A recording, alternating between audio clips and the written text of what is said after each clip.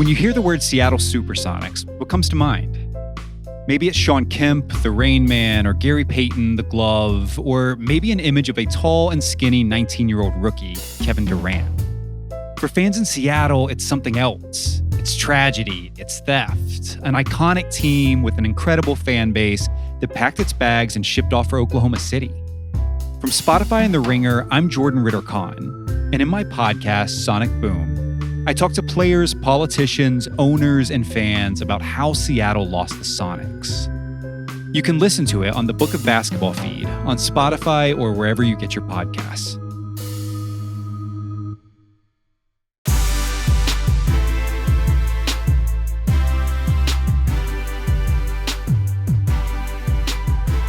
Welcome to the Ringer Fantasy Football Show. My name is Danny Heifetz, and I'm joined by Danny Kelly and Craig Horlbeck. And today we are going to argue about all the quarterbacks in the 2025 season. Well, not all of them, but our fantasy rankings for them.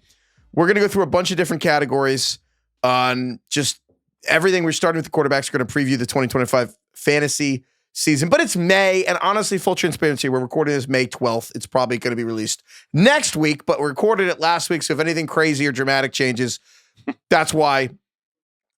DK, I feel like there are clearly four guys at the top in fantasy, and it's like not even remotely close. And there's like a chasm, and there's like Jalen Hurts, and there's Josh Allen, and there's Lamar Jackson, and there's Jaden Daniels. And then there is like everybody else. And it is May, and I'm going to hold you to this. No matter what you say right now, you have to do it in your most important fantasy league. Do you want one of the top four quarterbacks, or do you want to just wait? What are you doing this year? I want one of the top four. Give me one of them big ones. Yeah, give me one of them big ones. I want to be part of that. I want to like, and all four of them, I think when we talk about the quarterback position, the way that it's positioned right now is like the pocket passers.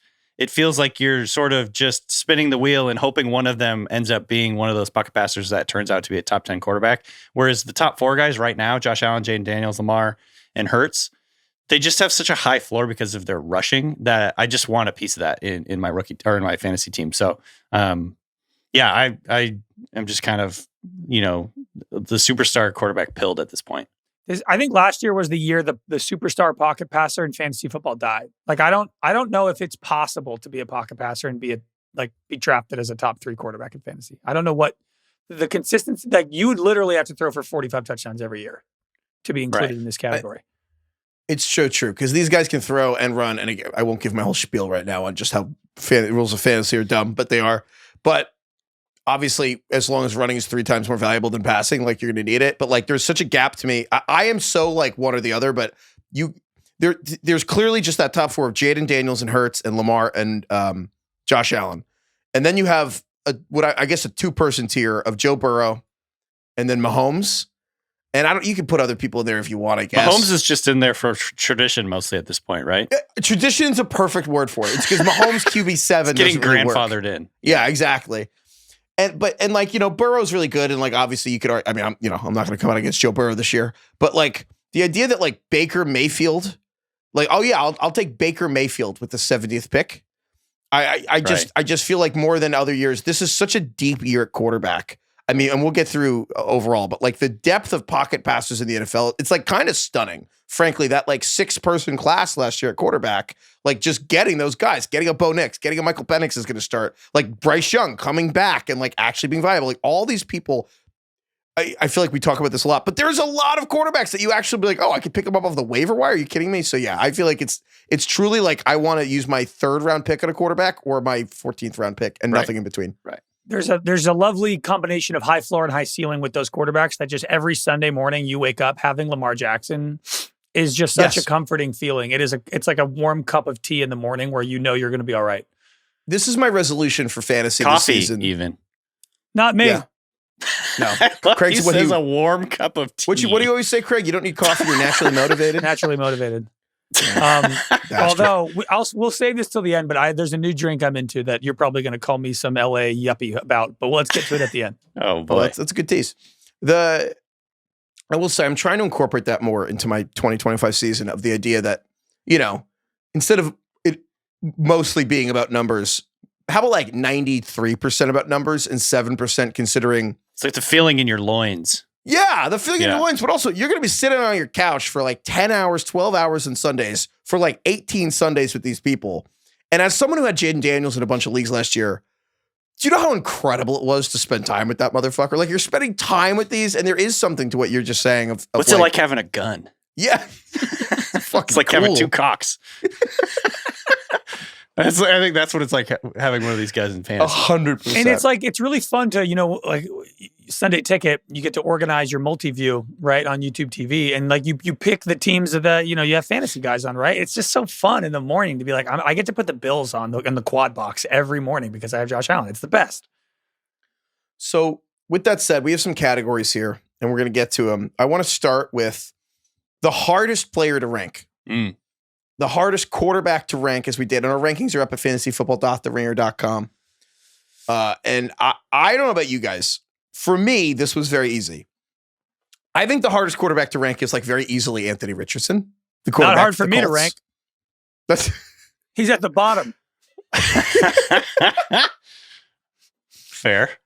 Dude, you say that. ESPN has they don't have 32 quarterbacks ranked. They have 25. Anthony Richardson's not one of them.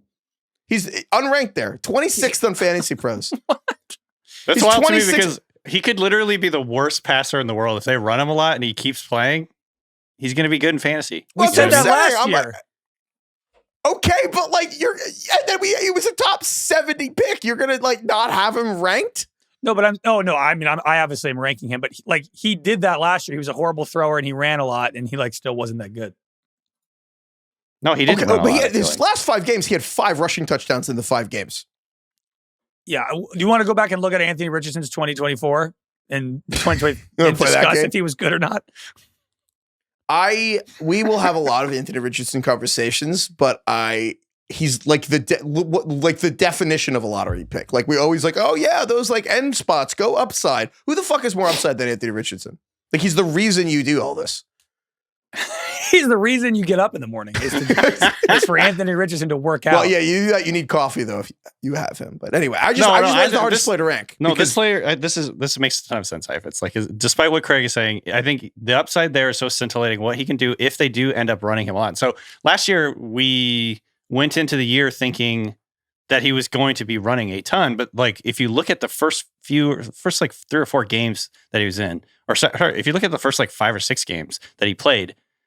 He was running and scrambling very little compared relative to like what we were expecting. And I think that was like a huge sort of wake up call to like, this is not going to work out what we thought it was going to work out.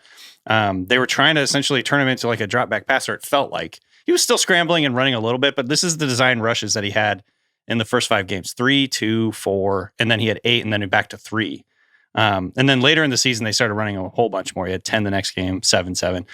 But like, the calculus with him is literally what I just said is like, even if he's the worst passer in the world, which he might be, if they run him a lot and if they build a run game around him, then he could end up being a top 3 quarterback in fantasy.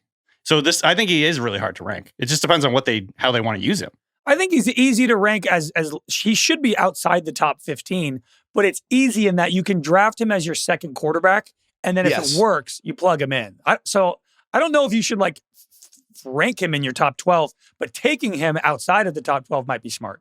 I think Richardson's a good example of why where rankings fail sometimes, because it's silly to ask this. This is a dumb question, but it's not. What is a ranking supposed to be for like an actual draft? Because if you think about it, like if you pick a pocket passer, I mean, literally, I'm going to go through all of them. These people will probably be better than Anthony Richardson in fantasy. Like I'm just going to name pocket passers: Joe Burrow, Baker Mayfield, Jared Goff, Justin Herbert, Brock Purdy's 5, CJ Stroud's 6, Trevor Lawrence is 7. I'll give Drake May his rushing. Dak Prescott's 8, Tua's 9, Michael Penix is 10, Matt Stafford's 11, Bryce Young, Geno Smith, like that's 12 people. And so I'm not including like the top 4. I'm not including Kyler. I'm not including like 8, Bo Nix, Drake May. So when you get to 23 quarterbacks and like a dozen pocket passes, I don't think I mentioned Jordan Love. That's like 13.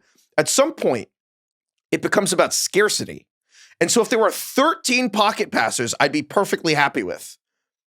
But Anthony Richardson's like one of the 2 people left on the board that, okay, but what if Anthony Richardson's good? Like, what if he becomes a good quarterback this year? Well, then he's in the top 4. Now it's the top 5, right? Like, it's that simple to me. So he probably won't do it, but you could just throw a rock and hit Dak Prescott's like 18th in this fucking, on like Fantasy Pros. And I'm like, you know what I mean? So at some point, if it's that easy to go get a Dak Prescott, then I don't know. I'm going to have Anthony Richardson on my teams. So you're approaching this as like, this is a worthy dart throw, a worthy lottery pick potential. What does your gut tell you? He'll probably suck. We know That's how why Craig I don't know feels. to rank him. I don't know where to rank him. It's a Right. smart bet, but you're gonna lose money. I don't know. Anyway, Sure. Who's your hardest player to rank, DK? I think JJ McCarthy is very difficult to rank going into the season just because of the situation that is very specific to him. He was the first round quarterback to miss his entire first season, right? I think I saw that stat. He was the first round quarterback to miss the first season with an injury. And if you look at the environment that he's going into, obviously really good receivers, potential to be a really good run game, potential to be a very good offensive line after they redid basically the entire offensive line this last offseason. And last year I remember joking around about Sam Darnold, what he could do in this offense. And I don't even think most people expected Darnold to end up being the starter there until McCarthy got hurt. But Darnold finished a QB 11. He averaged 18.1 points per game, which is a pretty good number, honestly, for a non-rushing quarterback. He had 35 touchdowns and 12 picks. Going back to 2023, Kirk Cousins, 18.7 points per game in 8 games before he got hurt. Josh Dobbs averaged 15 points per game in 5 starts, and that includes 2 absolutely disastrous games where he had like 4 points and 3 points, and basically completely fell apart before he got benched. And then Nick Mullins averaged 18 points. So between Darnold, Cousins, Dobbs, and Mullins, all those quarterbacks are averaging 15, 16, even 18 points a game in this Kevin O'Connell offense. So what do we do with JJ McCarthy? Right now, I think we've got him ranked 26th on our board. That's probably too low, and it's partly because of me. I'm kind of like talking myself out of where I've got him. I've got him lower than you guys do. I think Fantasy Points has him at QB 22. But if things go right, if things break right for McCarthy this year, it wouldn't be that surprising to see him end up be a top 12 quarterback because of this offensive system, because of the people around him, because of his potential. I think he also still has a ton of potential. So I just don't know exactly. I think he's, appropriately ranked-ish just because there's so many question marks about what he could be. But I think he's the one guy who we could look back and be like, wow, we were way too low on him considering what offense he's in. Yeah. Kevin O'Connell, the head coach of the Vikings, it does feel like he's Icarus a little bit. Like he's flirting with getting ridiculous, where it's like Josh Dobbs for 3 weeks, I can make that work. And then he's like, Sam Darnold? Yeah, I can make that work. And now he's like, rookie JJ McCarthy, who like didn't even really need to throw the ball in college, coming off a horrible knee injury, and we have no other really good backups. I can make that work. And it's like, right. If he pulls this off, like, kudos to him. But I might be more willing. I mean, look, he's not going to be anyone's first or probably even second quarterback taken. But you're right, DK. Kind of in the same Anthony Richardson conversation. It's like we've seen these quarterbacks who we don't think are that great perform at a really high level on the Vikings team under Kevin O'Connell. So it's like if there ever were like a worthy pocket passing dart throw late in the draft, it might be JJ McCarthy because of what we've seen. Jackson Dart has ruined my dart throw. Every time now I hear dart throw, I'm just going to think it's fucking right. Jackson Dart. Craig, who's your hardest quarterback to rank in fantasy? I think it's Mahomes, dude. Mahomes is impossible. I don't know what to do with Mahomes because I know, seriously. Like he just hasn't. I mean, they've made 3 straight Super Bowls, and yet in the last 2 seasons he was the 12th best quarterback, and last year he was the 11th. And I'm like, I don't know. Are things that much better with the team? Maybe it's like you have. Travis Kelce's coming back, but he's a year older. Rashee Rice is coming off a torn ACL. You got Xavier Worthy, who's exciting. Marquise Brown, do they have a run game? I don't know. It's like this team has a really good defense. I just think he needs 45 touchdowns. And he's kind of just off-brand Joe Burrow now to me, where I'm like, I feel much more confident that Joe Burrow can repeat last year than I am that Patrick Mahomes can repeat what he did in 2022. At some point, it's about value. What are the odds that you get like a deal on Patrick Mahomes versus the odds you overpay? Right. More likely you get a deal. Right?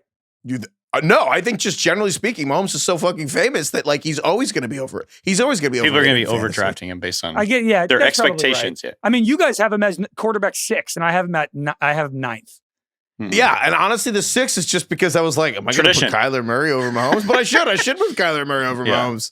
He's one of those ones you don't think. I feel like he is one of the players in fantasy that we don't think about enough. You know what I mean? Like we don't analyze him enough. We don't pick nits around what his supporting cast is. Just like, oh, it's Mahomes. Because he was, because he almost three-peated and became like the greatest player at like the whole Tom Brady's the GOAT, but Mahomes is better thing. We were about to do all that. It's, you get wrapped up. But I think Kyler will move over him. But even then, I'm like, I'm going to take Baker over Mahomes. It's kind of fucked up. You're right. That does just feel weird. Like, in all seriousness, you have him ninth. Who's the eighth quarter? You have Bo Nix over Mahomes? Yeah, I do. I have Kyler, Bo Nix, and Caleb. I think that's fair. I think then it starts to get hard.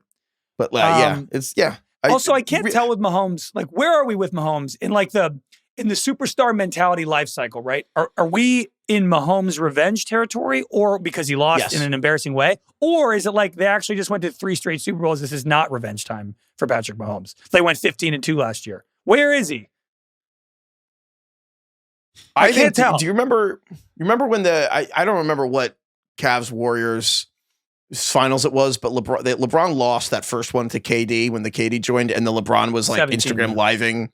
He was Instagram living from the gym at like 8 a.m. the next day. Mm-hmm. I think that's where Mahomes is. But like, I don't think that's necessarily going to translate now. They're also just like, they feel like that veteran team now. Mahomes almost feels like 33 years old, even though he's not. It feels like he knows how to pace himself properly. He doesn't run that much in the regular season. He turns it on in the playoffs. It's like they can fucking dink and dunk their way to 15-2. So it's a defensive team. It is. So it's like, I don't know, but maybe I'm an idiot. And then it's like Mahomes has 45 touchdowns. And it's like, of course, why would you ever bet against Mahomes? A slighted Mahomes. So that's why he's hard to rank. Yeah, you're probably right. All right, next one here. Let's end every category. And that's why it's hard to rank. And that's why you always leave a note. And that's why he is a player I am too horny for. Yeah. So, yeah, this is the 6 to midnight rankings, the bonk. Players horny you police. Just need a little bonk for. Yeah, the horny police. Players you're a little too horny for. DK, who's getting your blood going?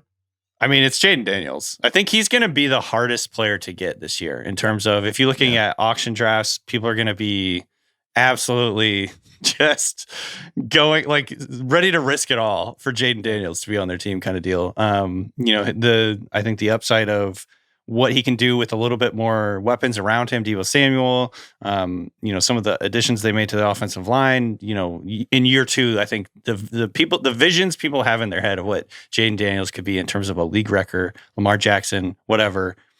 I think that's going to be in a lot of people's heads. So I think he is going to be the guy that I'm just like way too excited to get, and it's going to cost me too much to get him if that makes sense. I think you nailed it, DK. I think he's going to be the hottest commodity in drafts. Yeah. I think that the 2 players we just talked about, like sometimes you're in an auction league or a salary cap league, and like you kind of want to put someone up just because your friends will bid on them. Like if it's a Patriots fan, you have Patriots fans in your league, you used to just put up Tom Brady and have them waste the money on Tom Brady. The 2 players you might have to throw up this year are Mahomes and Jaden Daniels, just because people will have such crazy bidding wars just to get Jaden Daniels. That, it's going to be expensive. I think it's Jaden, and then honestly Saquon. I think Saquon and Jaden Daniels are the 2 players that are just going to be the coolest players to have this year. Definitely. But what did you say, DK? It's like having 2 cocks. Right. That's it. Yeah. Craig, what about you? I'm drinking the Caleb Williams Kool-Aid, and I do feel like he has an incredibly high ceiling for where you can probably get him. Last year was a terrible disaster, but the upside is titillating. To be honest, like titillating. Ben Johnson on calling plays, like a massive upgrade to the offensive line. The interior offensive line is way better. The weapons, it's like DJ Moore, Roma Dunze, Luther Burden, Cole Kmet, Colston Loveland. And if you look at last year, which again was a disaster, they fired the coach halfway through. The offensive line was a mess. He led the league in sacks. Like they couldn't pick up blitzes. It was a disaster. And you still saw Caleb, at least from a fantasy perspective, like the spike weeks were there. He had 5 games over 22 points last year. Yeah. The problem is he had 7 games under 10. But I think the rushing upside is really there. I mean, he averaged 6 yards a carry last year, which is 5th amongst all quarterbacks, and he had 0 touchdowns. That was like the only reason why I feel like the rushing fantasy stats didn't really stick. It's because he didn't score any touchdowns. But that was not, I mean, in college, he had 12 touchdowns, 11 touchdowns in his last 2 years rushing. And it's like, Caleb is he's thick. He's not that tall, but I mean, he is a sturdy guy. They don't have like a big rushing presence, at least, like with DeAndre Swift and stuff. To me, it's like, I think there's a world in which the offense really clicks and Caleb is like in that like 600 yards rushing, 7-8 touchdowns category. And if that happens, I think he's right there like a fringe top 5, top 6 guy. I think he's right outside that like top 4 group we talked about. Yeah, this is getting me going a little, to be honest. He's like, somebody bonk me. Yeah, seriously. No, this. I think a lot of your arguments are really, really smart. I think if you can get rid of some of the disaster games, which I think Ben Johnson and the upgrades and just another year of experience, all that stuff, I think we can get rid of some of the disaster games. But if you get rid of some of those disaster games, how much different does he look in terms of fantasy scoring, right? Like if it's 7 games under 15 points rather than 10 points, how much of a difference does that make? I think that's the real thing with him and what made him so frustrating last year was you never knew when to start him because sometimes he was going over 20, 25 points, and then sometimes he was losing you the week you were like 3 points or something. So if we can get rid of some of that variance, I think, then that makes him a value right away. And then if he does like ascend to what we thought he was, going to be coming into his career, and then, the sky is the limit with this guy. So yeah, this was well argued. This makes me a lot more bullish for him than I maybe was like 5 minutes ago. I'm also just like Ben Johnson. You know what he did in the red zone a lot with the Lions? He ran the ball, and it's like, right. But he had David Montgomery, Jahmyr Gibbs, and Jared Goff, and it's like the opposite now. It's like, okay, they have DeAndre Swift still. They have Roschon Johnson.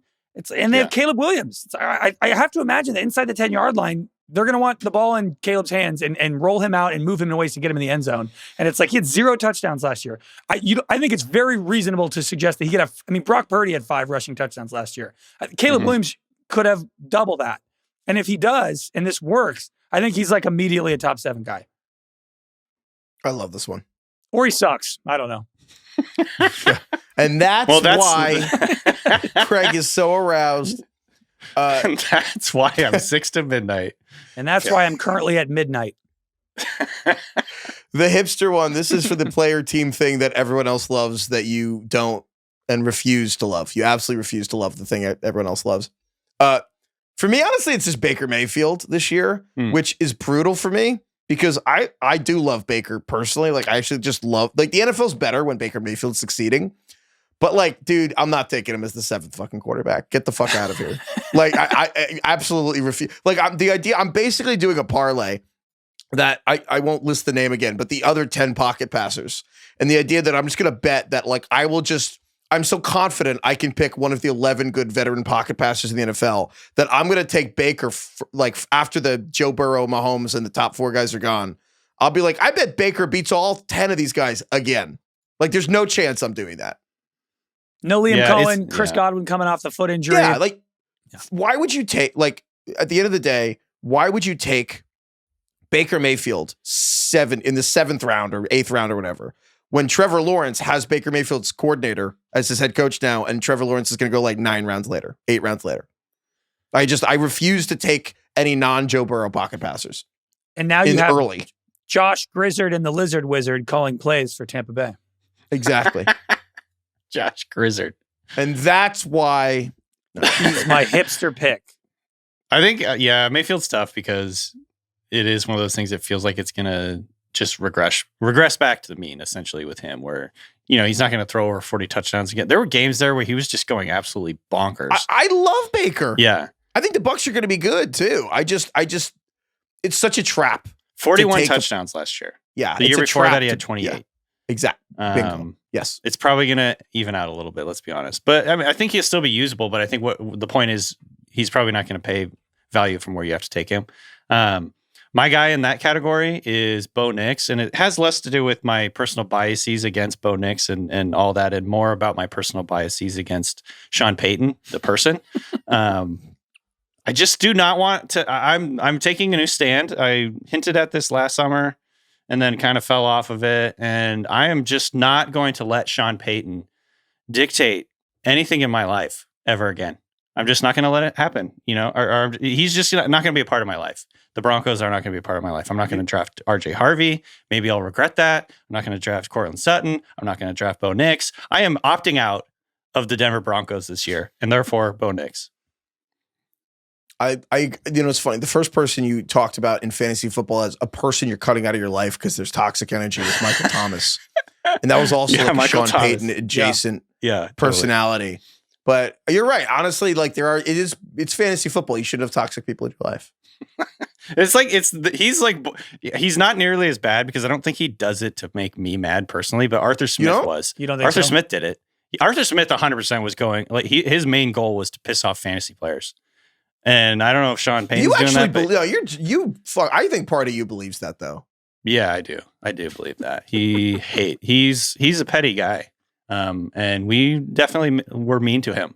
And I think there was a part of him that was like, fuck these motherfuckers.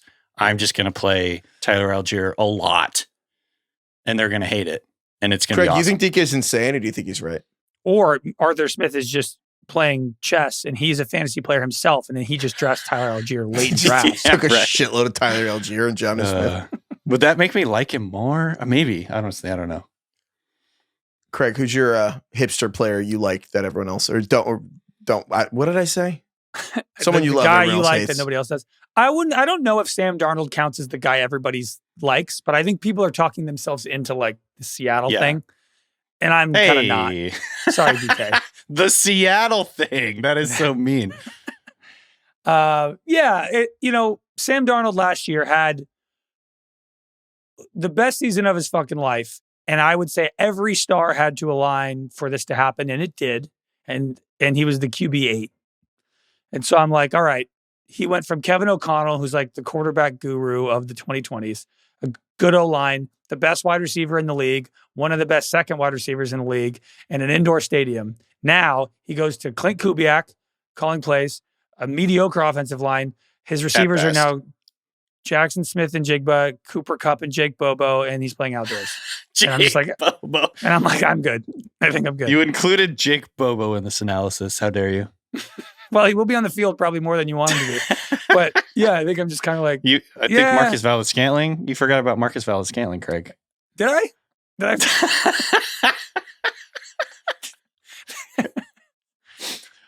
Yeah, that's where I'm at with Sam. I'm putting up a very like I can't even like bring myself to defend the Seahawks in this case. So yeah. Yeah, remember that time you traded Geno Smith and brought in Sam Darnold? And DK Metcalf. I forgot about that. That was crazy. Why'd you do that? Somebody pointed this out. I didn't go back and check to listen to make sure it was true. But the first two players that Clint Kubiak mentioned in his introductory presser as the OC were Geno Smith and DK Metcalf. Wait, I could be wrong. That could have been like just an internet thing that people were saying. And so I should probably check that. But I saw that this weekend. And I was like, fuck. Why would he have mentioned them? Well, because they were on the team when he got hired. Oh, fuck. So he was like, I'm really excited to get my hands dirty with Geno and DK. He probably did then, yeah. That's brutal. Well, yeah, it's funny. Sometimes you look and you're like, damn, if you could flip Darnold in a third rounder for Geno and DK, that'd be pretty great. All right, sleepers. My number one quarterback sleeper this year is Justin Fields. Yeah. Justin Fields. So, I mean, in our rankings right now, we have him like 100th or so. I think this is like the definition of like upside and what, basically you want more. You got to be, there are going to be misses in your team and you got to make sure that the misses are being countered by if you hit, that they're going to like hit a home run. So before we even talk about the fantasy, I just think it's worth, Justin Fields is the starting quarterback for the New York Jets, which somehow we didn't talk about, I feel like, enough in March. It's so weird. Like Justin Fields, this sequence of events, I feel like doesn't happen. First round pick ends up going to a 6th round trade, goes to the Steelers. He goes 4-2 as the starter for the Steelers, goes 4-2, benched for playing poorly, but or at least not in line with what Arthur Smith wanted. And then signs for $20 million a year to be the quarterback for the Jets without any real competition. And I was going to say, he has a reasonable amount of security. For a guy like him, for a guy that's had his type of career, he has a reasonable amount of security as that starter right now. Maybe I'm wrong. Maybe people can email us if they can think of another situation, Ringer Fantasy Football Gmail. But for a quarterback to basically have been benched the final 10 weeks, because even though he's winning, they didn't like how he was winning, and then just get a different starting job with no competition, that never happens. But anyway, in fantasy, he's like we used to have the Blake Bortles Award for like the don't watch him play, just fucking rack up the box score stats. Like just Blake Bortles going to run. That's Justin Fields. Because Justin Fields now has multiple seasons where he's been a top 5 fantasy quarterback per game and gotten benched. Like last year, just through week 6 when Justin Fields was playing, the top fantasy quarterbacks in the entire league were Lamar Jackson, Baker Mayfield, Jaden Daniels, Joe Burrow, Josh Allen, and Justin Fields. He was right there. And he got benched. And then 2 years ago, from week 5 on, it was Josh Allen, Jalen Hurts, Dak Prescott, Lamar Jackson, Justin Fields. So when Justin Fields plays and isn't getting benched, Justin Fields is actually a top 6 fantasy quarterback. And if they're not going to have anyone to bench him for, I'm kind of like Justin Fields could be pretty incredible this year. So to me, it's the epitome of get a pocket back, get Dak Prescott and Justin Fields, and he'll be pretty good.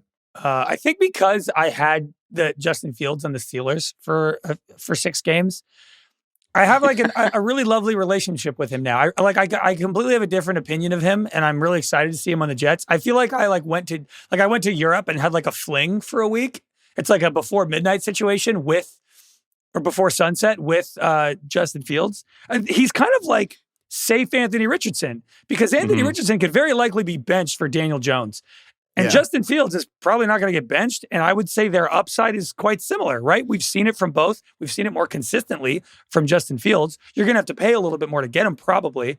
But if you want to go after somebody like Anthony Richardson, it might be safer to just go get Justin Fields. I totally agree, Heifetz. He is like the sleeper of the quarterback position this year. He's the epitome of just don't watch the games.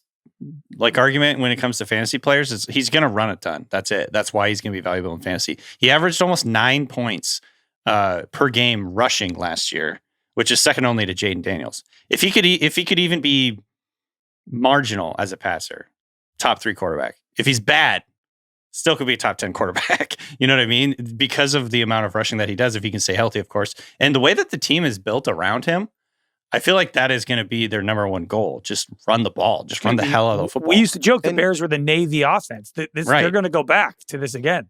He rushed for over 1,100 yards 2 years ago.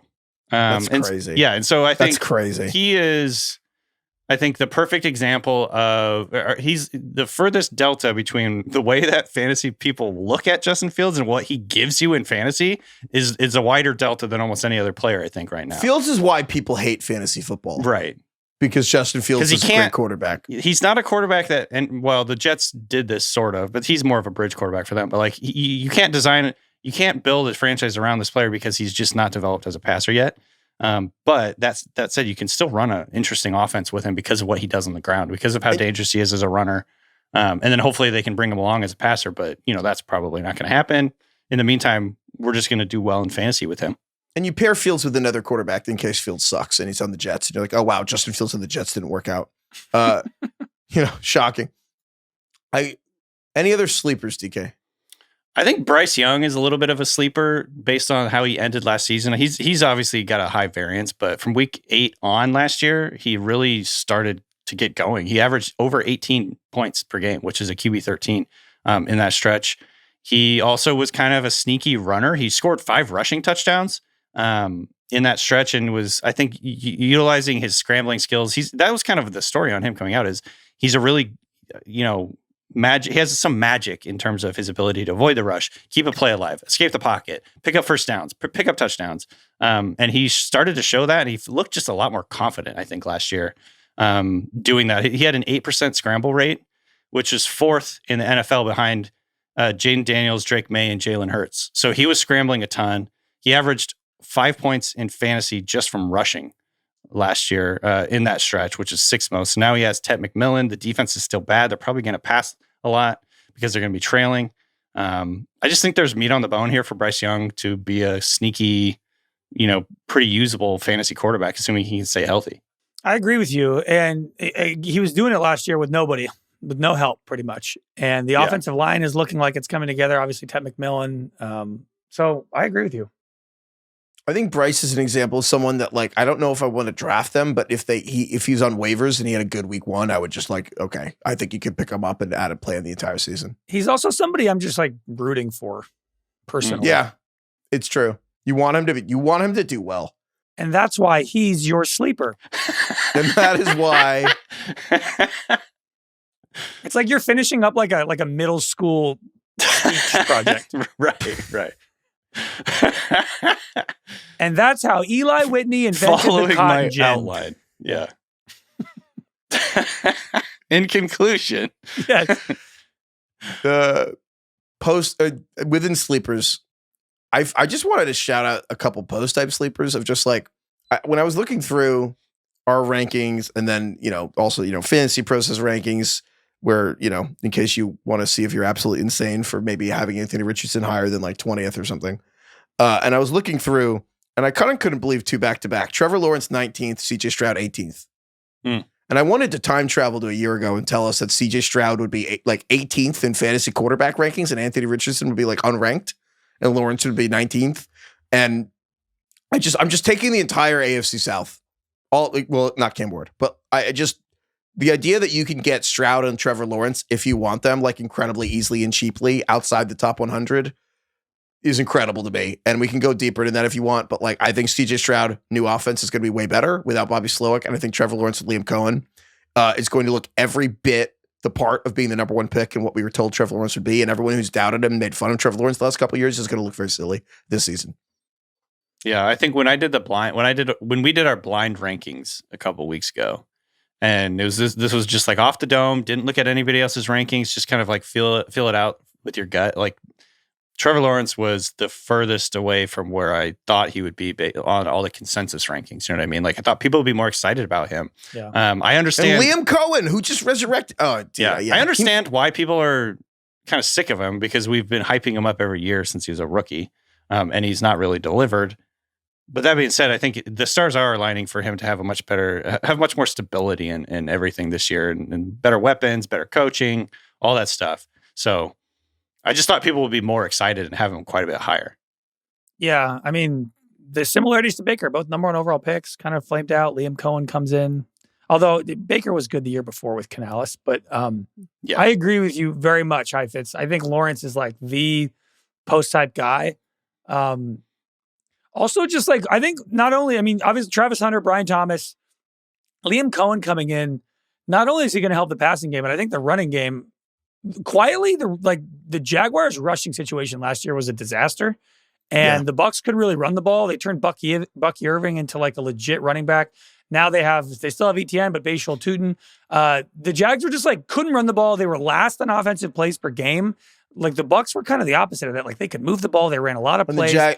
And the Jags went and got Robert Hainsey, who was the center from Tampa Bay. I just think this offense is going to be like much more high octane. Yeah. Travis Hunter, Brian Thomas at receiver. Everything about it's going to be better. Lawrence is just clearly the most physically talented guy in this tier still. Like, if you just look at what he has, like size, arms, speed, athleticism, he has all that.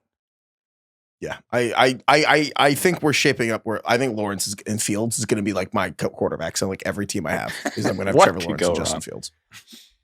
I have one other post-hype sleeper here. I think Dak Prescott's getting slept on a little bit just because of, again, it's sort of just like people are getting sick of him. We've talked about him for a long time. The Cowboys get a lot of press. People are kind of sick of it. There's a lot of, I don't know if it's just because of all the rivalries in the division or if it's really what people think nationally, but it feels like the impression of Prescott is he's super overrated, which may or may not be true. But in fantasy, go back 2 years, literally 2023, and he was a QB4 in points per game. He was scoring 20 points a game. And so I think there is, in his range of outcomes, there is a elite, not necessarily top 3, top 5, but, middle of a QB1 area where Dak Prescott could end up this year. Upgraded the offensive line. They took Tyler Booker in the first round. They went and got George Pickens, which I think is a perfect fit for them. Assuming he can keep his head on straight, I think he really upgrades their offense, gives them a guy on the outside that can get down the field, stretch the field, change the geometry of how you have to defend that team. And that also opens up things for CeeDee Lamb. Brian Schottenheimer, my only memory of him, honestly, is he was the guy who let Russ cook and it got him fired. But like, maybe he comes in here and is the coach and just lets Dak cook. Maybe they're just super pass heavy. They have done jack shit at the running back position. Javonte Williams, Miles Sanders, and then a 5th round, rotational guy from Texas and Jaden Blue. So I just think this is shaping up to be a pretty high volume passing offense for Dak Prescott. And if things come together, he could be a sneaky like value later in draft. So he's gonna be the one guy I'll just be scooping up because people are sort of just ignoring him. Dak being, I mean, we have him 19th among quarterbacks, but that's just a function of like how we have to rank them in some order. And I decided I'd rather have Trevor Lawrence and Stroud ahead of Dak. But like Jordan Love, CJ Stroud, Trevor Lawrence, Dak Prescott being available as top 20 quarterbacks is why I don't want Baker Mayfield as the seventh quarterback. It's that's just crazy to me. There's a lot of good quarterbacks. I think Dak will fall even further than that for some reason. I think people are just kind of out on him. No, I think, but at some level, someone's going to be like, wow, Dak's available at like 14. Like people are going to want the name brand at some point. At some point, you're just like, oh shit. But I think you're dead on, DK. I think this is why I think and that's a post-type why sleeper.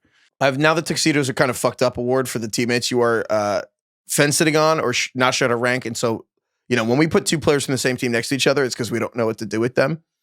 And the two for this, just the quarterback competitions. Tyler Shuck and Spencer Rattler in New Orleans, where Tyler Shuck's probably going to win. But like, what are you going to do with that? Like the oldest and most injured, least experienced rookie starting week 1 with Cam Ward. And then you're going to have the Giants one where I think Russell Wilson's going to start. I don't think it's going to be an open competition, but they have Jameis Winston there, Tommy DeVito, my guy, and Jackson Dart. DK, you're objective about this. When do you think Jackson Dart plays? See, this is, I put down Russ and Dart just because this is specifically for like a super flex conversation, because I think in a world in which Russ starts the whole season, he's pretty useful in super flex. Like he averaged 15 points per game last year. So he's a good, cheap RB or quarterback 2 option in super flex leagues, which are definitely being more popular now. But the problem is I kind of think he's going to get benched at some point, maybe week 6, 7. And they're just going to bring Dart in to try and spark something and save their jobs. Joe Shane and Dayball are coaching and GMing kind of to save their jobs this year, I think. And they're going to want the opposite of Russ at some point down the line. Russ takes a ton of sacks. Like even in his heyday, at his best, Russell Wilson's kind of a frustrating quarterback to watch because, especially now, he takes a lot of sacks. He does hit the big play, but they're kind of few and far between. He just does enough to kind of move the offense and score points, but his style of offense is really ugly to watch, honestly, and really frustrating. And so I could just see fans clamoring to get Dart. You know fans? What I mean? Any fans in particular? And also, with regard to Dart, like I'm actually a little bit excited about Dart because he runs around a lot. He's pretty athletic. He's willing to scramble. There's some hidden value there in fantasy. So, what the fuck do we do with Russ and Dart in Superflex League? I don't think. I don't think you do recommend anything. not doing it. Yeah, just avoid. Yeah, but I'm talking about Superflex. Obviously, in one quarterback leagues, just avoid these guys. But yeah, Craig, anyone? They're not teammates, but I just think both of the quarterbacks who lost their play calling gurus this offseason, we already talked about Baker, but Jared Goff is a guy who I don't really know what to do with. It's like they still have the infrastructure, right? That's still there, but the play caller's not. DK, right now, can you tell me who's calling plays for the Lions? What's his name? I can't off the top of my head. Heifetz, can you? Yeah, it's John Morton. John Morton. He's great. They didn't hire Tanner Engstrom because Tanner Engstrom was the passing game coordinator, and then they didn't hire him to be the OC. He went to the Jets with Aaron Glenn, which honestly is my red flag for Justin Fields and the Jets. Is that's kind of weird. But yeah, John Morton. It's John Morton, who was with the Broncos last year. He's a Sean Payton guy. He's credited with doing a lot of good work for Bo Nix. But yeah, which that's a red flag. Anyone coming out of a Sean Payton led world and is like, yeah, he helped. That's a red flag to me. Yeah, and I'm just like, I don't know. Goff was actually pretty good last year, and he really picked up the pace later in the season. I had him on a team last year. I was very frustrated because they just fucking run the ball all the time. Like, they run more touchdowns than any team. And so I think I'm just like, I don't really know what to do with this pocket passer who obviously has a very high ceiling, and this team scores a lot of points. But they're in this like very balanced, run-heavy offense with this new play caller who nobody really knows. The guru's gone. And I don't know how to feel about it. I actually am staying away, I think, perhaps naively. I don't know. No, I agree. I think that it's one of those, again, I keep thinking about the week 1 test of how much would you need to see till you're like, oh, I don't know about this.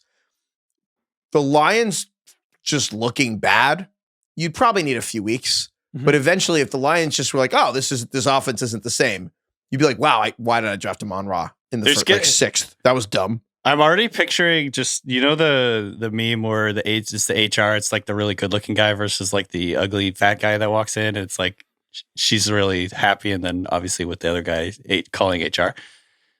The Lions, above all teams, the last couple of years are just the most preposterous play callers. Like the shit they do during games is always like wild, and you're like, man, if this was any other team, we'd probably be saying they're stupid and like feeling themselves way too much. But the Lions just made it work. They're fucking throwing the football to Penei Sewell. They're doing end arounds. They're doing all this kind of crazy shit. But they got away with it because Ben Johnson was fucking good, and they were scoring a ton of points.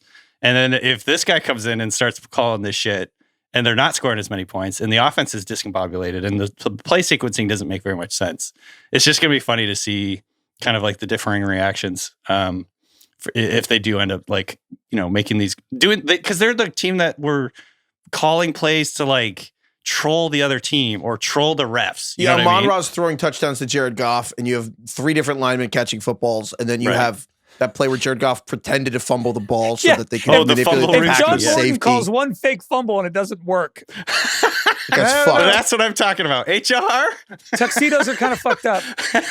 Right. But also I'm like, man, these guys have like the best rushing attack in the league. They have Amon-Ra St. Brown, Sam Laporta, Jameson Williams. So like maybe I'll look like an idiot and they're just going to be great.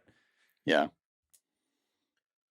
All right, the Ricky Bobby first or last guy, someone who, again, you put a number on someone, but like, you kind of know, sometimes you put a ranking in someone like the Kadarius Toney award of like, yeah, we'll put Kadarius Toney 90th. We know he won't be there though. He's going to be 20th or 120th. He always, sorry, Kadarius Toney never played. So who is the guy, DK, that no matter where we rank them, they're going to be like way higher or way lower than the actual number you put on them?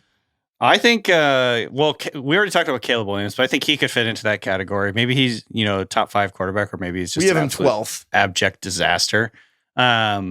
And then I think Drake May kind of fits in the same category. I was very encouraged with what I saw from Drake May last year, but at the same time, it wasn't like he was perfect. It wasn't like he was getting in there and making everything work. You know what I mean? He was running around a bunch. He's kind of getting by on his athleticism in certain points. And, the 49ers, or sorry, the Patriots did do some things in the draft that were encouraging, but I don't know if they really change their offense entirely, you know what I mean, to get around to help him and protect him and make it easy for him. So I think there's a wide range of what Drake May could do. And I guess I wouldn't be that surprised if he goes either way. I have Drake May as well, because I think it's the rushing upside that is so interesting, kind of like similar to Caleb, but Josh McDaniels is back calling plays. Josh McDaniels was there with New England when they had Cam Newton. Cam Newton had 12 rushing touchdowns that last year. And that's Drake May's favorite player is Cam Newton. And he was recently talking about, he was on some like Twitch stream talking about how he's excited to be in the Patriots offense with Josh McDaniels doing the Cam Newton thing. And so like, damn, if Drake May is more Josh Allen than not, and they really start using him a lot in the red zone as a rusher, I think like there is a huge ceiling with him. But, the surrounding cast is closer to Caleb last year than Caleb this year, I think. And so it's like, maybe we are still a year away from all this happening. I mean, I don't know. The average fan could probably not name a single Patriots wide receiver, and they probably forgot Stephon Diggs is on the team too. And so it's like, the offensive line is still very much a work in progress. So I see this similar to Caleb last year, where it's like, I bet you there will be pretty big spike weeks. He probably will put up like 27 3 different times next year. But I think the floor might be low.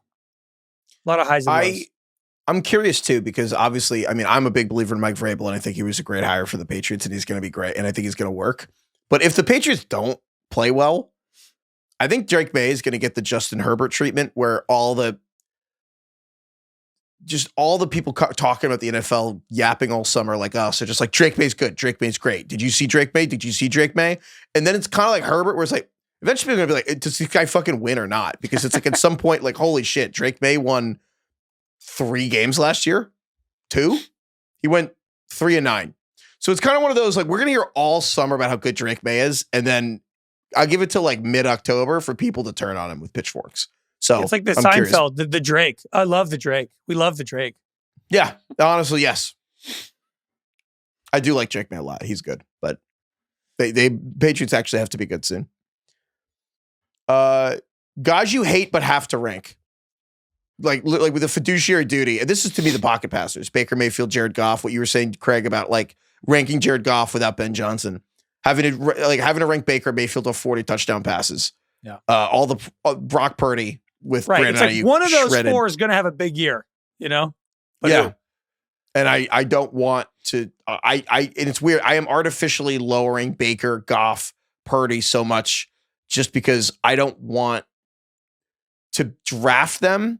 And then like some guy who went 40 picks later as a pocket passer is just like way better. Because that's Baker last year. Baker went undrafted in like a lot of leagues last year. And I'd rather just try to get that guy. So I hate ranking the pocket passers that aren't Joe Burrow. Yeah. I think the guy that stood out to me, Heifetz, you mentioned him, Purdy. Last year he was a QB 10 in points per game. The year before that he was a QB 7 in points per game. And yet somehow I'm still sitting here like, I don't think I really want to draft this guy. It still somehow doesn't feel real to me, even though that's probably unfair. But there are big changes coming to this offense. They didn't really do anything at offensive line this offseason. They traded away Debo. Christian McCaffrey, maybe he'll be back and maybe he'll be the difference maker that he was in the past. We'll find out 90 minutes before the first game. Right. But that is a huge question mark with what he's going to bring. Brandon Ayuk may not be ready to start the season, may not be himself the entire season. So that leaves George Kittle, who is great. Juwan Jennings, he's actually really underrated, but I don't know if he's like a huge big time difference maker. Ricky Pearsall, who didn't really show much as a rookie. Jacob Cowing. He was shot, but yeah. Okay, that's fair.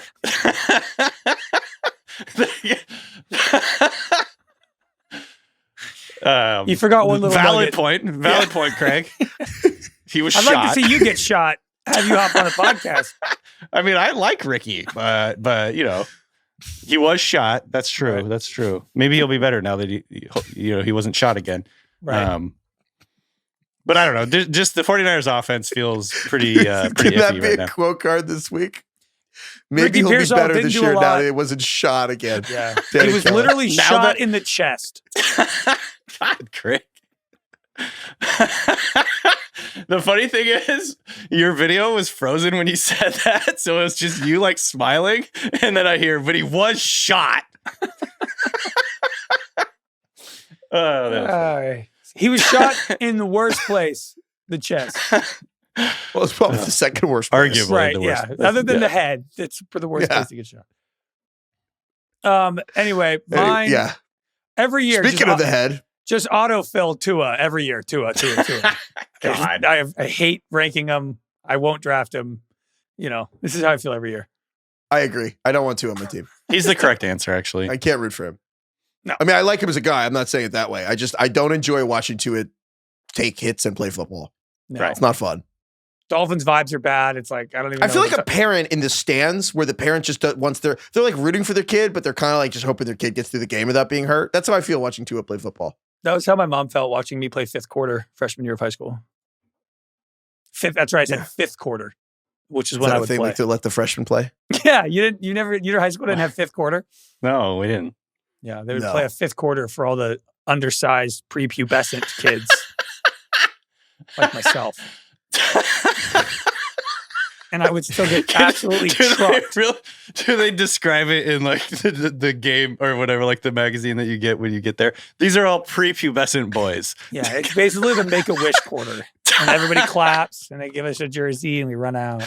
Still waiting on these kids to go through puberty here. Well, look at me now, baby. I did. Took me long enough. 6'2", and still growing. Wow. All right, DK. Any other big other than one of the players who got shot to do better this year? Any other big picture thoughts on the quarterbacks? Ooh. No, not really. Where's Rodgers going to rank for you? You're You're right. Sorry, I Unranked. want to do this again. Guys you hate but have to rank. Rodgers is in this other category. Guys you hate and refuse to rank. Guys you hate and no longer have to rank. I won't rank him. I'm making that attempt. I won't rank him. Like, there's no way. Like, after seeing the Steelers, after seeing the Jets, and also just him as a person, I have zero interest in having him be on my team. Craig's all in. I have to be. Craig's desperate for him. I am. That is correct. That's exactly right. I'm Maybe he's desperate. signed by now. Do you think by the time this podcast comes out, Craig, that he'll be a Pittsburgh Steeler? We should take bets. I would have said that every week we've recorded since I don't know when. So sure. We Yeah, I'll should say take yes bets. Sure. We're recording this Monday, May 12th. I think we should all throw out a date, and whoever gets closest gets something. What are Or when furthest do gets when punished. do like When do, OTAs like- start? Yeah. When is Mercury retrograde over the pyramids? May 27th. Does that sound right? Mandatory. Okay, the team's mandatory veteran mini camp is she loves. June 10th to 12th. I guess he's going to get signed June 3rd. I'm going to say May 25th. Oh, yeah, because OTAs are starting on May 27th. I'm Interesting. torn between saying May 19th and August 6th. Like, you know what I mean? Oh, God. Never. Also, like, I hate that Mason Rudolph's the backup. Like, how embarrassing is it that it was like a backup you sucked. He left and you got him back again. And he might Came start crawling again. back. Ugh. Yeah, it's pretty embarrassing. It's like going back to the girl that your friends all like talk shit about after you broke up with them. Oh yeah, Like, she cheated on you and then you broke up and then you got back together with her. It's different now. Oops. She's changed. Oh, God. Please. Please, Aaron. I have nothing else. Oh my God. I'll say May 19th. But it's Oh. going to be fucking August. That's the day this podcast comes out. Ooh. All right, Ted, I'm calling my shot then. There we go. That would suck for us, but yeah. That would be brutal. Okay. Yeah, honestly, that's my big takeaway from doing these rankings and everything was there's so many fucking pocket passers that either get one of the cool four guys or don't. And if you don't, just take a guy that can rush, like Fields and Richardson or Caleb or Bo Nix, and then pair them with Jordan Love, Geno CJ Smith. Stroud, Dak. Yeah, take your pick. Lawrence, like, yeah. All right, guys, let's do some emails. Emails. So last episode, which spoiler was today, we recorded that.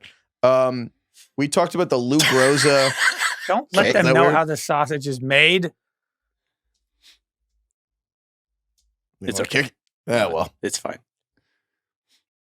when we're talking about Lou Groza, who again, what was his nickname? The Toe. Yeah, Lou the Toe. Because he was an offensive lineman and a kicker. That's incredible. Is it Groza, do you think? We probably should have found out in the interim, but anyway. So Lou the Toe grows? I have a sequel to this. So Rich Cimini, the Toza. I like it when my favorite time is when Craig gives me like a courtesy laugh. It's not courtesy, it's earnest. Like shakes his head at me. That's the best. Disapprovingly. So I'm like a dad watching his 5-year-old fart and laugh. So anyway, so the Jets have two brothers. They have Quincy Williams and Quinnen Williams, and they signed their younger brother, Giovanni Williams. So there's Giovanni. 3 brothers on the Jets. Hmm. So Rich Cimini at ESPN, he posted this via Elias Sports. If Giovanni Williams does make the team, which probably may not happen, but if Giovanni Williams does, it would be the first time 3 brothers played on the same team since the 1920s. Wow. Where it happened on 3 different teams. Did this never happen with the Gronks? No, they played in the same game, but they never played on the same team. But in the 20s, 3 Rooney brothers played for the Duluth Eskimos. Of course. 3 Nesser brothers played for the Columbus Panhandles. Panhandles. And the Kinderdines played for the Dayton Triangles. Kinderdines. That sounds like Red Dead Redemption. Why The were they the Dayton triangles Triangle. again, Dayton? This comes up a lot, I feel like. The Dayton I Triangles. love it. I have a Dayton Triangle shirt somewhere. Why are they around here. why were they the triangles? I don't remember. Strongest shape in the universe? I don't know. And then, so this led to a deep dive where the Nessers are the only family to have 4 brothers play in the same game. And the Panhandles also became the only NFL team in history with a father and son on the same roster when Charles Nesser joined his father, Ted, for a few games in 1921. That's a great story. Wow. Who could be the next one to do that? The next Bronny James? Yeah. It's got to be a quarterback because they got to be old, right? It's got to be a quarterback who had a kid young. Did Mahomes have Mahomes had a kid in his early 20s? Yeah, Mahomes kid. I was going to say Russ. Russ is corny enough that he would stick around just to do it like LeBron did. I don't know if he's going to make it, dude. He doesn't have that juice, no. Sorry, that sounded like he's going to die. Oh, God. I feel like it has to be. It's like you need somebody who guaranteed will be playing at 40 if they don't get hurt. And that's probably only like a few guys you can point to. It's like Mahomes, it's maybe like Joe Burrow. But Joe Kids Burrow grow doesn't have any fast, kids. though. You know what rattled me? You know what rattled me was seeing Steph Curry's daughter be like standing up like an adult. Or not an adult, whatever. She's like, what is she in high school? Yeah. That's She's insane. Like 13, 14. Yeah. That made I know me that feel is really weird. old. I remember when like he was holding her at press conferences. Yeah. Oh my God. So how old are Patrick Mahomes' kids? Let's see. He just had a kid a couple years ago. But he's multiple. Oh yeah. Well, it's kids' names silver, are- bronze, and platinum. Sterling, bronze, and golden. Sterling, but- bronze, and gold. Imagine me. Here's the thing with that. I have an issue with this. Okay. But I will say bronze that's not his actual name. His real name is Patrick. Okay, I'm glad because that's where I was going. Wait, is bronze a nickname? He's Patrick Bronze the third, like the third bronze. That's interesting. So Is Patrick Mahomes' middle name Bronze? Sterling's No, only Patrick only Mahomes 3. is Patrick Mahomes the second. So I thought you get the second if the middle name's the same, or you just people don't give a shit. You just do it the same way. probably doesn't give a shit. Well, could but just Bronze choose. isn't his middle name. I think it might be his nickname. That's kind of where I'm going with this. If you got in your family, you're a kid grown up, and your siblings' names are Golden and Silver, and you're Bronze. Like, Yeah, that's tough. Doesn't that kind of do something? Where does that to you? rank on the precious metals ranking, Craig? That does top suck. one of the precious metals. It's not But even you a get- precious metal. You get your dad's name. He is Patrick Mahomes the third. Right. Oh, that's a good. Well, is that a good trade off or is that bad? Like, didn't LeBron already say he regretted naming Bronny LeBron? Like he regrets putting that on him. Yeah. Also, Mahomes' kid, his oldest son Sterling is only 3. yeah. So Mahomes is Mahomes is 29. going to have to stay in the league for a while here. So they're Oh my 26 God! years So we need apart. 20. So we need 20 We've got years. like 17 years. He would need to be 45 and his kid would be 19. Yeah. Like, no way. I guess I never thought how much of a huge thing of the LeBron thing was his like he really wanted actually kids early, Yeah. and that man, yeah, Yeah. it's pretty tough. Well, do you maybe- want to read? maybe- Do you want to read some names from the 1921 Columbus Panhandles? Yeah, hit us. They went 1-8. Ah, bad That's year. great. 9's a funny number for games. They were 17th in the APFA, whatever that is. 17th. And they still went to the dance. That reminds me of like Craig. You were talking about Oklahoma. Didn't they finish like 14th? Yeah, in the SEC. 14th. in The conference. Let's see here. Emmett Ruh. Emmett R-U-H. Emmett Ruh. Homer Ruh. Whoa, they had 2 brothers. Whoa. Wait. Emmett and Homer. The most 1920s names you can imagine. Oscar Wolford. Joe Mulbarger. Joe Mulbarger. By the way, there's only 6 players listed on this thing. So I don't have a ton of people to choose from here. Frank Bacon. Frank Bacon? Yeah, Frank Bacon. Wow. Swede Youngstrom. Swede. Bunny Corcoran. Bunny? I like the name Bunny. Bunny. Milt Gee. Bunny. So wait, while we're on the names, we got an email from Kendrick. Kenny. Kendrick. My K-Bone. God, Kendrick says, "My God tier San Diego Padres hit us with a football score as they wrecked the Rockies 21-0. The Rockies fired their manager after. And the stat from Opta Stats is the Padres are the first MLB team to score 20 runs and have their starter throw a 9-inning shutout Wow. since the Cincinnati Red Stockings did so against the Baltimore Orioles on August 10th, 1889. Whoa. God damn. They were Wow. recording stats Cincinnati- back That's a then? real record. The Cincinnati Red Stockings. I just Googled Red Stockings and it's very sexual what came up. Since that Red Sox, we're baseball's first all-professional team. Whoa. In 1869 with 10 salaried players. Wow. Dude, the baseball one of these is going to be nuts, isn't it? When we do the baseball. Dude. All the baseball team names. They also have the only perfect season in professional baseball history. They went 57-0 in 1869. Holy shit. Dominant. Holy shit. The Red Stockings. And they were the origin of the Red Sox in Boston Red Sox. Well, yeah. Do you think Bill counts that World Series? Does Bill count 1869? Felt like that one was pretty obvious. God, this team's so old they spelled baseball as 2 words. That's good. Baseball. They were the first team to play on the East and West Coasts in the same season. That was probably pretty fucking hard in 1869. That's taking really like a wagon train. Did the trains go that far? Wait, now I'm like, when were the railroads done? Look at Lewis and Clark. We're playing the managers. Playing the San Francisco gold miners in 3 weeks. We got to get going. You could have went with 49ers. Yeah, I guess I could. 69ers versus the 49ers. Oh, my God. Oh, this is an incredible Wikipedia article. Wow. Okay. Thank you to Kendrick for emailing. That's incredible. Oh, so he says, and Kendrick continues, Ringer Fantasy Tradition, I present to you the starting roster for the 1889 Cincinnati Red Stockings. Shout out to Bug Holiday. Bug. Great Hugh name. Nickel. Bug. Hugh Bug. Nickel. Hugh Nickel. Hugh Nickel is incredible. There's an outtake scene from Anchorman where Will Ferrell and Paul Rudd are talking about breast implants, and he's like, yeah, apparently they're putting all types of new materials in breast implants. And I don't know, they talk about like whipped cream or something like that, and then Paul Rudd's like trying to riff and like think of something, and in the background you just hear Adam McKay yell Nichols.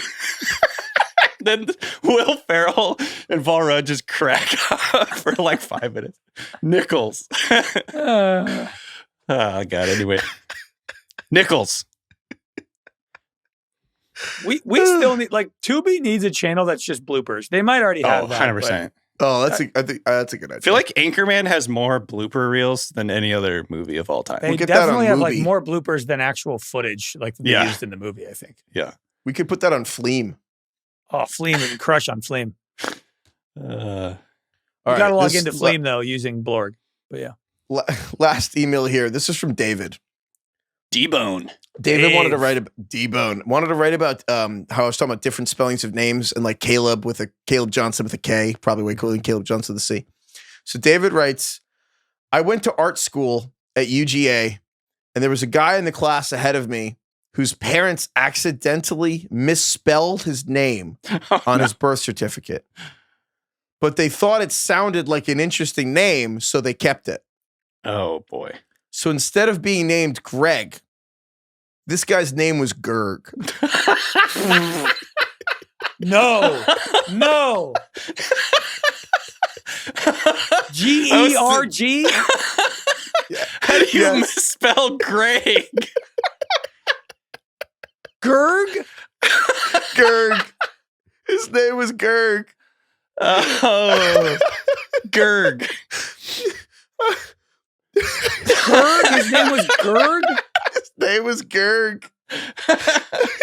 That sounds like some esophageal condition. I have Gerg. It sounds like GERD. I have Gerg. Gerg.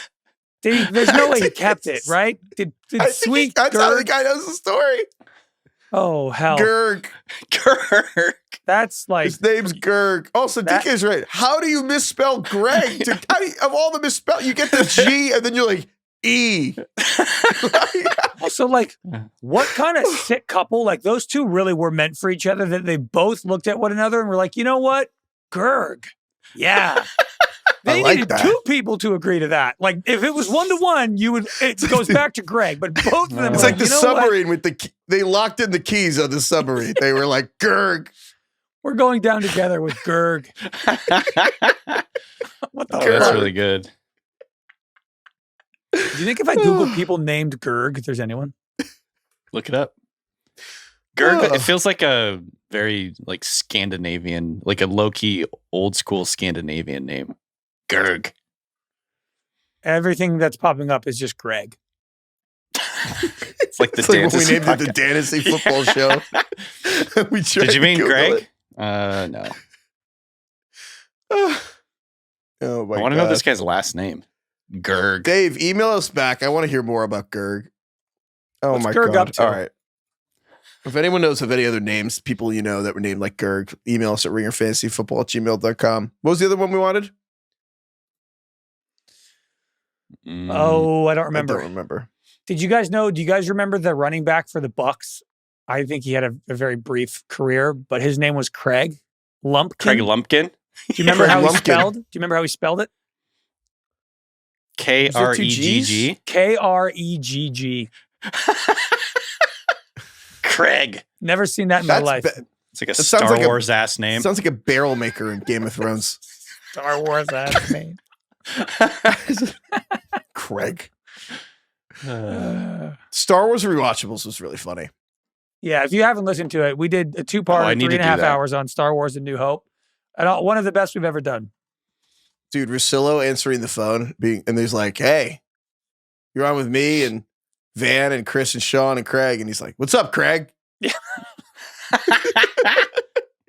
The best is when he's about to get off the phone. He's like, "Yeah, I'm going to the Laker game," and Bill's like, "All right, cool, I'll see you there." And he's like, "Yeah, I'll be sitting next to A-Rod," and then he just hangs up. Oh my God! All right, you guys want to hear about a dumb thing I saw online, or do you want to just end the show? Well, you can't do that. We have to hear about it now. Well, it's not dumb. It's I don't understand it, and I was going to work through it with you guys. Let's do I it. want to do a Yeah, dumb I'm sure version with it. we'll know. I want to do a dumb version of it with you, and then I wanted to like learn the answer and then like come back around with it. But anyway, so you guys know Hank Green? Yeah. He's like an Mhm. online person. He's John Green's brother. Yeah. So Hank Green just posted this on Blue Sky. So he comes ski us on Blue Sky. Damn it, TK got me. But yeah, Hank Green Skeeted it. said he skeeted this. I saw this right before I was trying to go to bed, and I try not to scroll before bed. But he said, "The Earth doesn't go around the sun. The Earth goes in a straight line through an area of space-time that bends around the sun." And I think that's neat. Mm. I thought about that shit for 20 minutes. Anytime you start thinking about space time, And that's I have when now you need to be I'll high. have a beer. as fuck. yeah. YouTube videos I've been trying to learn of the idea that like a 3D coil, like a slinky in 4D is like a straight line. And I got to tell you, I think that's the water's edge of my personal intelligence. Like That's when pretty I good, try though. to hear people talk about there's actually 11 dimensions, I just keep fucking nodding. I don't know what the fuck they're talking about. I don't know what any of this is, but that like broke my brain. Gravity's weird. Gravity is like a weird thing. I don't think Well, it's the theory Well, of those in a gravity or what straight line. I don't know. Well, so there's this like YouTube video that I posted about this, and someone went to like suggested it to me, and I was trying to watch it, and they were like, "What's down?" It's the title of the video is like, "What is down?" And Right. the point was basically down is if you drop something, it falls, but like on the other end of the world, your down is their up. Mhm. So what's it falling toward? It's falling toward mass, and it's like, what the fuck is that? What is gravity? I'm like, I still don't get gravity, dude. Anyway, No, apparently not at the all. Earth goes in an area. The Earth goes in a straight line. Fucked me up. We gotta let Jerry know about this. Is he aware of this? Perhaps that will allow him to track the sun's trajectory earlier. More, get Do a you think couple we can years get ahead AI? Do you think we get AI Jerry Jones to explain this to me? for sure. I was You know, they just have reading. AI holograms. They have Jerry Jones holograms at the Star, at the Cowboy Stadium. They have like Really? AI Jerry Jones, like like the little Star Wars beam of whatever, like help me Obi-Wan, like that. But Jerry Jones telling you how to get to your seats and shit No way. in the Star. Yeah, I hate that. it's fucking weird. I don't understand. It goes in a straight line through an area of space time. So all of the planets surrounding the sun are going through a straight line. Yes, Okay. I think the idea is that the sun is moving. It's not like the sun is stationary and the Earth's moving around it. It's the sun is. I don't know if it's the universe is still expanding, but the idea is the sun's moving and the Earth is moving with it. Is really what's going on. Which I actually am not going to lie, I had never thought about once in my entire life that the sun is also moving. Is the sun moving in a straight line? Dude, I don't know. I just heard about this. That's what I'm saying. Probably. That's why I wasn't sure if I was going to bring it up. I just getting influenced by the mass from other suns, right? Another galaxy. I don't know. So anyway, I thought we could have a dumb question, and then I kind of want to learn the answer, and maybe we follow up. I'm sure I'll be thinking about this at midnight tonight and having a panic attack, so that's great. If anyone can explain this, email us at ringerfantasyfootball@gmail.com if you can explain to me how the Earth moves in a straight line in an area of space-time that bends around the sun. Yeah, if you could kind of explain that in a couple sentences, that'd be great. That'd be sick. Give me the tight. Spark Notes. Yeah, spark Give me note the Cliff Notes. please. If you can make a TikTok about it, that is like half the answer, but then the bottom half, it's a split screen where the half is like the information, the bottom half is just a guy playing skate. It's a car just going down like a cliff. Yeah. Yeah. That'd be cool. That'd be sick. Oh, Jackie God. gets those slime videos on her algorithm, and I'm so off put by them. Do you think if our every YouTube video we put up, half of it was just a car careening down a mountain? Yeah, we'd have do better. Better retention. Yeah, we would. I feel like that's what people do now with the audio, where they just take the audio of something popular and they're like, here's me making guacamole, and they never address it. I would We should watch start that. doing that. Yeah. That's a good idea. All right. Oh, Kai just texted half of it's just Temple Run. Dude, Temple Run Yeah, is great. Temple You remember Temple Run, Craig? Oh yeah, KREGG? that was a real sweet spot in like iPhone games. You know, like Oh, Cube the Runner best. was like the OG, but then it was like Doodle Jump and Fruit Ninja. That Doodle was like Jump, when it dude. felt pure. You know. When they released, because it used to, God, I feel like I'm fucking talking about back in the day, Jesus. But they used to, it was a big deal when they'd update the games on the iPhone. Like, it was a big deal. And so when Doodle Jump released the World Cup edition of Doodle Jump, and there were all the different, oh my God, yeah, you I had to work remember through that. Uruguay and to Colombia, and you had to work through all the different countries, and you could get, it was such a big deal. Yeah. DK And then, is fully dissociated. I was going to say, I'm trying to remember, but, and forgive me if I'm getting this wrong, but I don't think I've ever played a game on my phone. What the hell are you talking about? You I've played never a used my game on phone to your play games. Your Yeah. entire life? Maybe like really early on in games, like some bullshit game, but I can't think of anything. What about OG? Words with Friends? Words OG with what Friends? about Does Snake? that count? You ever play Snake? No. What? You never played Snake on your phone? No, what a waste of time. What a waste of time.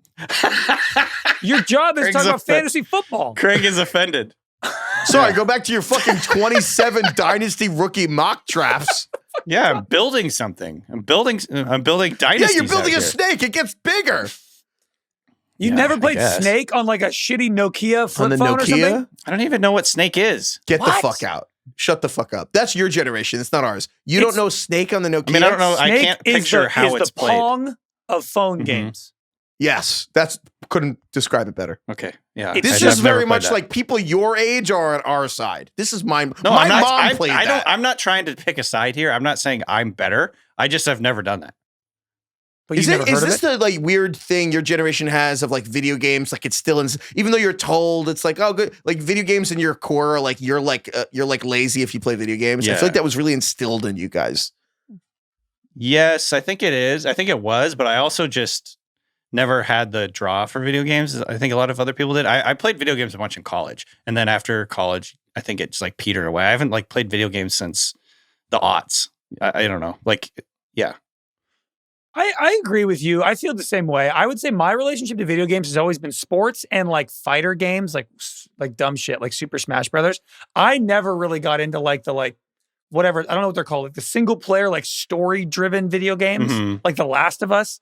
That's the stuff that I don't really have any relationship with. Or So for me, it was, we got my brother. Oh, thank God he did this. My brother successfully negotiated for an Xbox when he was like 8 or 9 for Christmas. And I was 5. Christmas, Hanukkah, I don't remember. And but I was 5, so I got to play the original Halo, which was like, I mean, man, that was I played that the was original greatest. Halo in college. And so then a I got a bunch. Yeah. Halo and Halo Call of Duty. I was very basic. Halo, Call of Duty, Madden. I was very basic. But then I did stop because like I did feel that twinge of like, oh, it's a waste of time.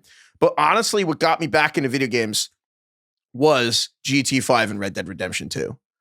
Like I stopped playing when I moved to Los Angeles, worked for the Ringer. But then Red Dead Redemption 2, I was that loser who just bought a PS4 that the box was just Red Dead Redemption 2.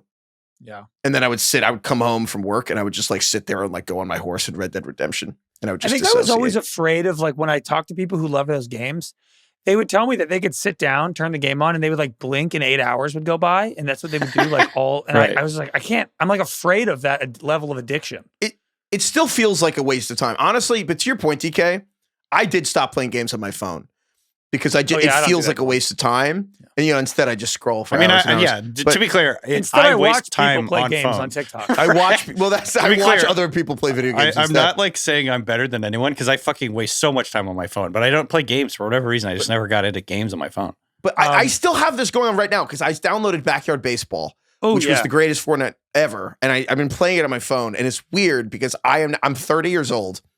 And sometimes I'm like, oh my God, I love this. And the other times I'm like, are you just sitting around like playing Backyard Baseball on your phone? There's a lot of great memes about like men at 30 years old in 1950, and it's like them working in a steel mill and have the 3 kids. And then it's like men who are 30 now, and it's like Heifetz playing Backyard Baseball on his phone with an Oculus on. Yeah. Yeah. Yeah. The funny thing is, like, I see people posting clips of, Medal of Honor or whatever those games, Call of Duty, like the ones that were set in World War II and stuff. I'm like, oh, this is fucking sweet because I love history and I would think it would be really interesting to do that, but I just don't have the time to do any of that. Also, it's just I find video games kind of stressful because I'm terrible at them. Before we go, it's like the thing where you just like get stuck in the corner and then you get shot because you can't get yourself out of the corner. Yeah, like that's me. Before we go, I almost forgot. Was it this episode or the last Monday where I mentioned the yuppie LA drink that I'm drinking? Oh yes, yeah. That was this episode. That was this episode? That wasn't the NHL? Yeah. Okay. No, I'm drinking matcha now. Oh yes, I've heard so much about matcha, Craig. I'm a matcha guy now. Okay. I'm about can you explain it? We got matcha in Seattle. Yes, we did. I'm about 2 weeks in. I'm loving it. I'm a matcha guy now. So it's kind of like grass, right? You're drinking grass. It's green tea leaves that are ground up into a powder, but they're actually grown a different way. The leaves are grown in the shade, which gives them more chlorophyll. So they're a little different than traditional green tea leaves. But it's the actual leaf itself that is ground. They're like this, the stems and stuff are removed, and then it's ground into a powder. There's a good place that just opened up near me that has like ceremonial grade matcha from Japan, and now I'm in love with it, and I get it almost ceremonial grade matcha. Yeah, it's the highest grade. That was the most California thing you've ever said. It's the highest grade of matcha you could possibly have. That is the most California thing he said since Craig said I went to California high school. Yeah, which I did. I know you're California high school kid says drinks matcha, ceremonial grade matcha. When you're in stores and you see matcha and you see premium grade, I bet you're probably thinking, there's nothing higher than that, right? Wrong. Ceremonial.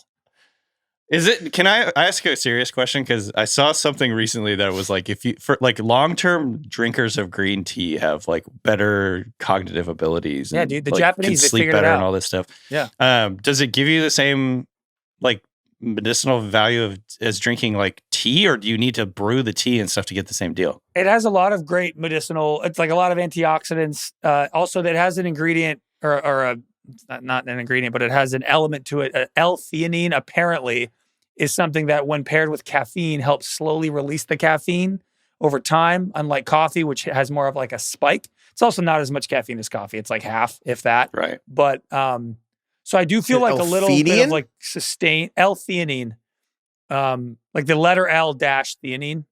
Am but do you know what that is, DK? You just nodding. No, I mean it's a vitamin or a mineral or whatever. It's like there's like L-lysine. L-lysine is another supplement you can take. It's an amino Scientology. acid. Oh, all right. So anyway, Craig, I'm not gonna lie. I'm not gonna lie. I want to make fun of you so much for this, but I actually have a bag of like finely ground matcha that I can put into smoothies. What grade is it? Ceremonial grade? Is it? It's definitely not. What was the grade that you hit? Ceremonial Japanese matcha. No, it doesn't. I don't think it hit that level. I kind of am hit or miss drinking it though, putting it in my smoothies because I have a smoothie every day because it's a very strong flavor. It overpowers. Very earthy. And like, I don't it get tastes it. like you're eating grass. Yes. And I don't get it super sweetened or anything like that. So I basically have it with like milk and like a little bit of honey. But man, do I really like having a thing to like drink every morning. It's nice. I really like having a thing to drink every morning, says the guy who shits on us for drinking coffee. What I like is that Craig is just slowly like coming all the way around to drinking fucking coffee. I know. Craig is going to do everything in his power, and then he's going to be 50 years old and like fucking just drink black coffee. That's another thing. Send us all the medicinal value of drinking coffee, and then Craig will maybe finally start doing it. He's gonna reinvent the coffee bean. He's gonna just Tech Bros in Silicon Valley. Yeah, Tech Bros need to disrupt. It's this thing that we want to drink in the morning. It makes you wake up a little bit. It makes you feel good. Maybe I will. You know, there's a ritual to it. If I do, that's okay. I'm open to growing and trying new things, and I think it's great to change. And I didn't drink matcha because somebody was like, matcha has all these great health benefits. I just tried it at this coffee shop. I liked it. I liked the way it made me feel, and now I drink it more. And I guess it also is healthy. Well, I'm scarred by matcha because Craig's heard the story 1,000 times, but I did the first live show the Ringer did, and I had to get coffee for everyone who's doing. It was like, it was like Bill Mal. I think it might have been a rewatch. I don't know, but Andy Greenwald was there, and I had everyone write down their coffee orders because I was like, I'll fuck this up. And then Andy Greenwald wrote down like M-O, and then I go to the nearest Starbucks, which, oh God, huge mistake. It was one in a Target.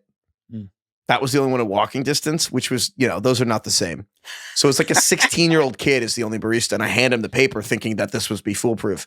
And the kid's like, what is this? I'm like, I don't know. You're the barista, dude. Like, make what's on. I don't know. And so he made a mocha. So I come back with a mocha for Andy Greenwald 8 minutes before he's supposed to go on. And that scarred me. How did he was respond? like, I wanted matcha. And I was like, what the fuck is a matcha?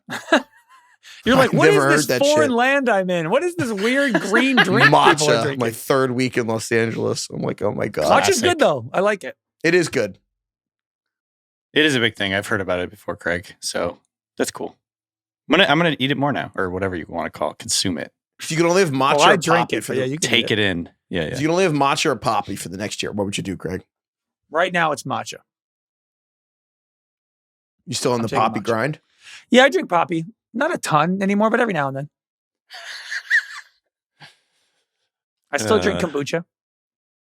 Yeah, kombucha's good. I will say there's a great little shot from this. You know what? I don't even know how to explain it or what it is, but it's from a friend has a bottle for it waiting for me. I've had a couple of shots of this, like a fermented. I can't even explain what it is. I'll get it and I'll talk about it. But it's like a shot. I'm not doing a good job. No, I don't know what you're. Can you give us any clues? No, I don't know anything about it. Okay. Kai says, guys, the Mavs got the #1 pick. The Mavs won the lottery? Oh, wow. What's the opposite of karma? That's so. Now it's wow. That's incredible, actually. Are you fucking kidding me? The Mavs going to get Cooper Flagg? So they're getting that Duke guy. Do you think that was rigged? Yeah, they're going to get Cooper Flagg. I got to tell you. Will they take the Duke guy? Will they take Cooper Flagg? They will. Can I admit something? The first time I heard Bill talk about the Patrick Ewing lottery being rigged, I thought Bill was nuts when he was talking about that like 15 years ago. I'm not saying this one is. Heifetz is having thoughts. But I will say I'm more open to some of these. I'm more open to like. I need to see the odds. The lottery specifically. The reactions on Twitter and Blue Sky are hilarious. They had a 1.8% chance. Wow. Rigged. What were the lottery odds? Dude, they were 11th. 1.8% chance. Has a team ever won with that? I was going to say, this has to be the longest odds ever for a first overall pick. I mean, you can't get. I mean, there's only 14 teams in the lottery, right? Well, wait, let me see. The first 4 teams are Dallas, San Antonio, Philly, and Charlotte. So the only other teams that had a lower shot were the Spurs and Hawks had a 0.8% chance, and then it was the Bulls and the Mavs had 1.8. Dude. Wow. Amazing. All-time good karma for those fans. So do you think what are the odds that the Luka trade what if Luka just kind of like never really recovers from this calf injury? And Cooper Flagg is unbelievable. Yeah. Also, what if it now, just works out? I feel like there's been a lot of Mavs fans who have abandoned the Mavs. Are they like quietly coming back now? Yeah, that's a good. Kai, get in here, man. Kai, get in here. Yeah, Kai's friends are all Mavs fans. Is it kind of like, well, no, I didn't officially abandon them. We are back. So Kai has a great perspective on this. Kai, you somehow have escaped talking about the Luka trade on the show because there was a lot going on. But you're from Dallas and you're a Lakers Arlington, fan. But Yeah, Heifetz, be God, careful I keep doing with this. that. Jesus. Yeah. My group chat is going insane right now. And these are the same people who have disavowed the Mavericks and now they're just back in immediately. So yeah, Hell good yeah. karma. All-time good karma. This is insane. Truly. Is it good karma? Well, it's good karma for Good the luck. fans.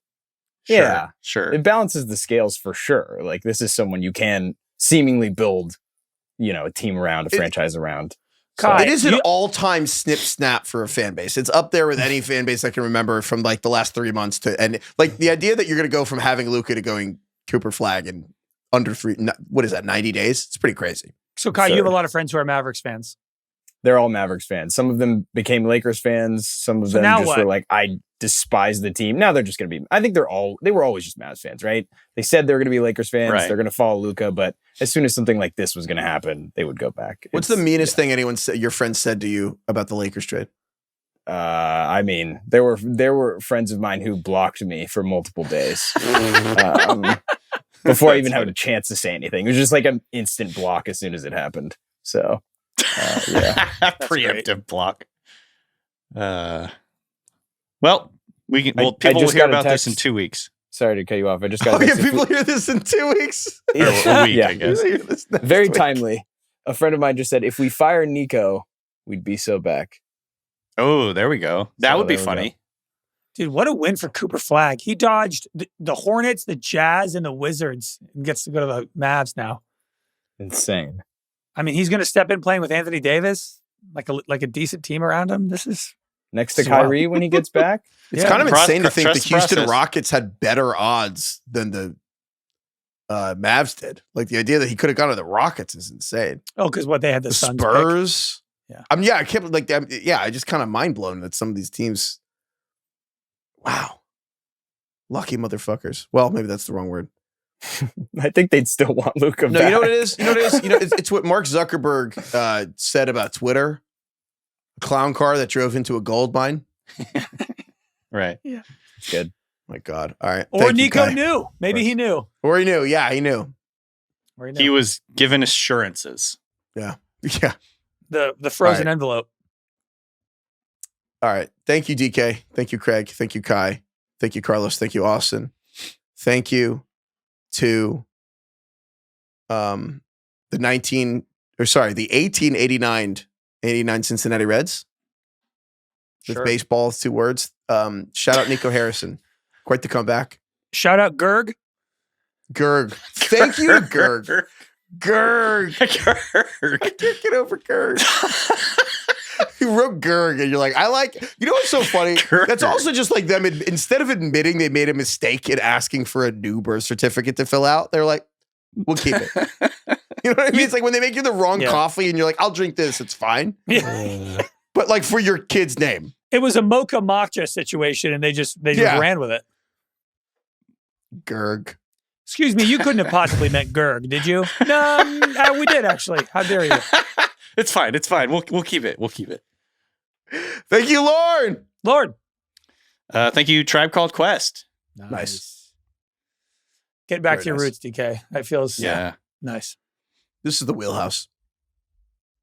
You probably named them before, but whatever. Yeah, it Well, doesn't matter. that's pretty common Yeah. at this point. Great vibe. When are you guys going to start naming bands, huh?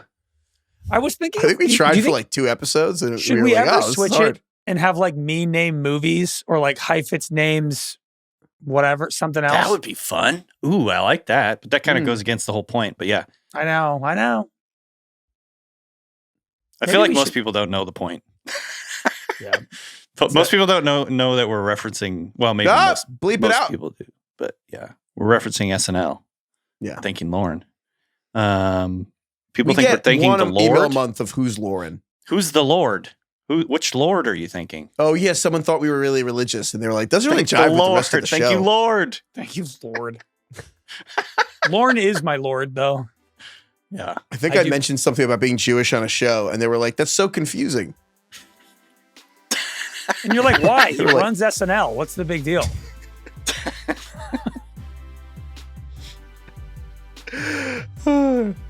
Goodbye, everyone.